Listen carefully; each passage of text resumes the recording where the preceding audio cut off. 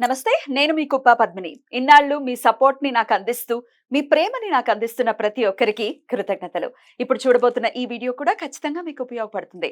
Like, share and subscribe చేసి మీ ఇష్టాన్ని, అలాగే మీ సపోర్ట్‌ని నాకందించండి. అలాగే ఈ వీడియో పట్ల మీ అభిప్రాయాన్ని కామెంట్ సెక్షన్‌లో కామెంట్ చేసి నాకు తెలియజేయండి. నమస్తే. నమస్తే. Welcome to our channel. నేను కుప్ప పద్మిని. ప్రస్తుతంతో పాటు ప్రముఖ ఆధ్యాత్మికవేత్త, ప్రముఖ న్యూమరాలజిస్ట్ లక్ష్మీ నరసింహస్వామి ఉపాసకురాలు శ్రీమతి స్రవంతి గారు మనతో పాటు ఉన్నారు. మాట్లాడదాం. నమస్తే అక్క.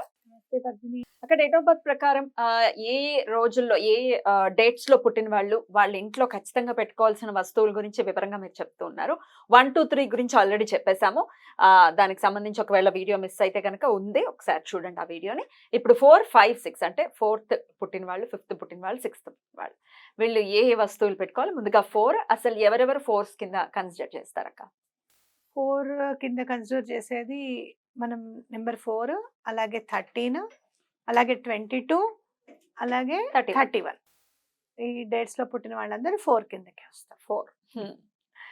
అయితే వీళ్ళు నైరుతి దిశని బాగా చూసుకోవాలి. అంటే ఎక్కడ కూడా చెత్తా చెదారం ఇంట్లో ఉండకుండా బెడ్రూమ్ నీట్గా ఉండేటట్టుగా ఇలా చూసుకుంటూ ఉండాలి. అయితే వాళ్ళకి ఏంటి రెమెడీ అని అంటే, మీకు చిన్న చిన్న అద్దాలు దొరుకుతాయి.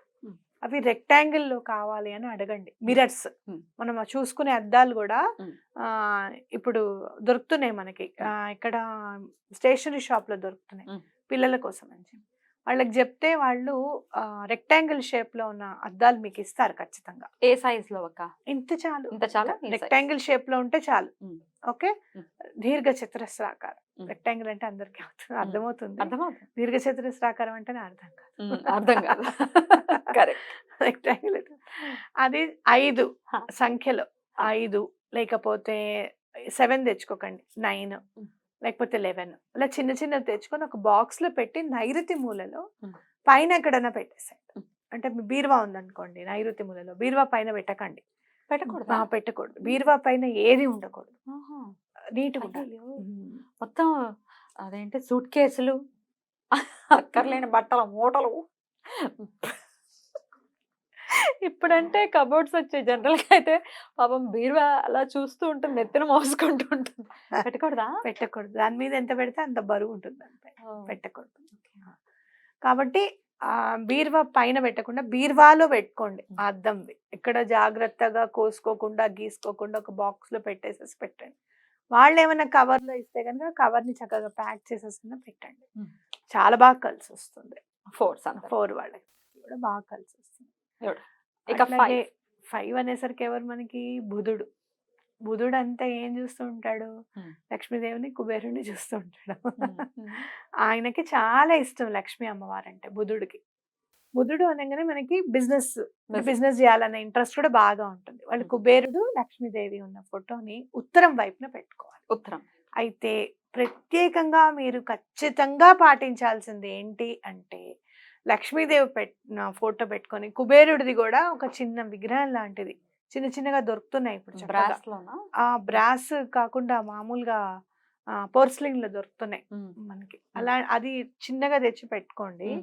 లేదు అంటే చిన్న ఫోటో అన్న అమ్మవారిది కలిసి ఉంటే కనుక పెట్టుకోండి, తప్పలేదు. కానీ అందులో ముంగీస ఉండకుండా చూసుకోండి. మరి వాహనం ఉంటుందిగా, పట్టుకోకుండా కూడా ఫోటోలు ఉంటాయి.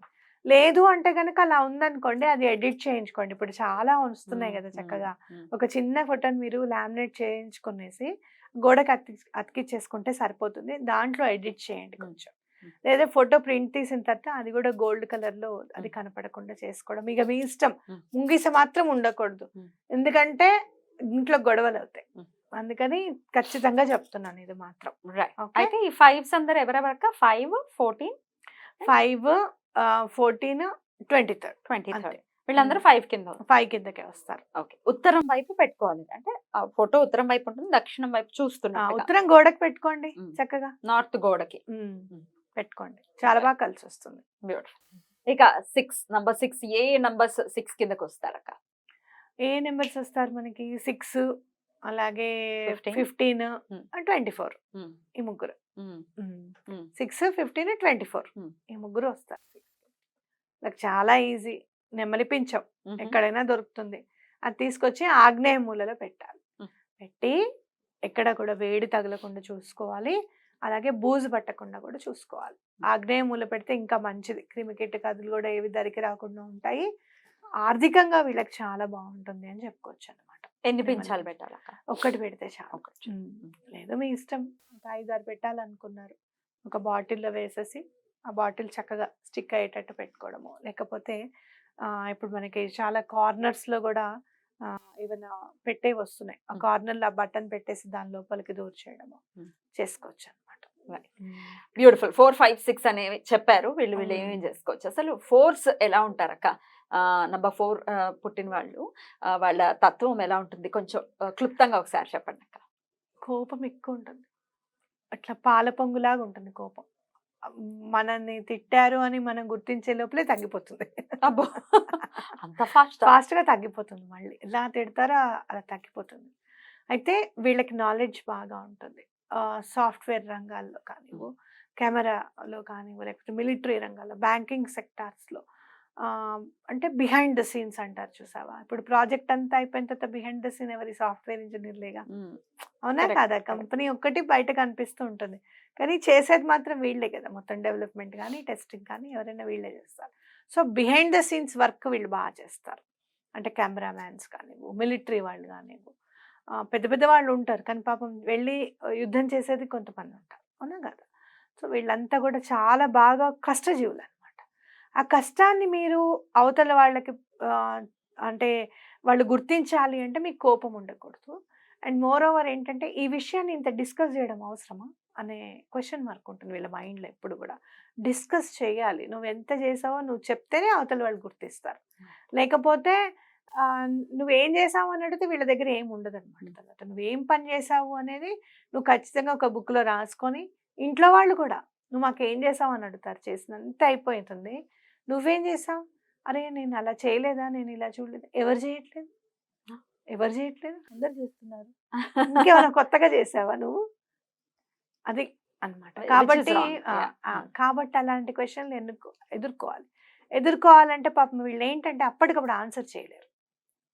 నేను ఇది చేశాను, అది చేశాను చెప్పలేరు. కాబట్టి వీళ్ళు ఏంటంటే రాసుకోవాలి, ప్రతిదీ రాసుకోవాలి.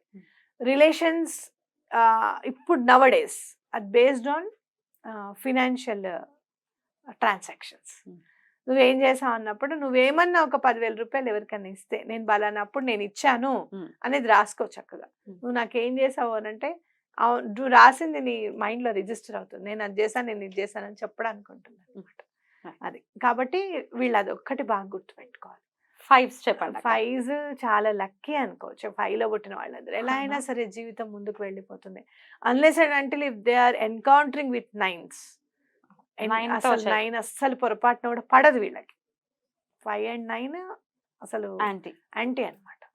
సో కాబట్టి unless and until encounter 9 encounter అయితే మాత్రం చెప్పలేను, కానీ జీవితం మాత్రం ఏదో ఒక రకంగా సాఫీగా వెళ్ళిపోతూ ఉంటుంది అనమాట ఈ 5 వాళ్ళకి. వీళ్ళు ఏంటంటే అత్యుత్సాహం అనేది ఎక్కువగా ఉంటుంది. అదొక్కటి తగ్గించుకుంటే చాలు, మిగతా అంతా లైఫ్ అంతా చాలా బాగుంటుంది.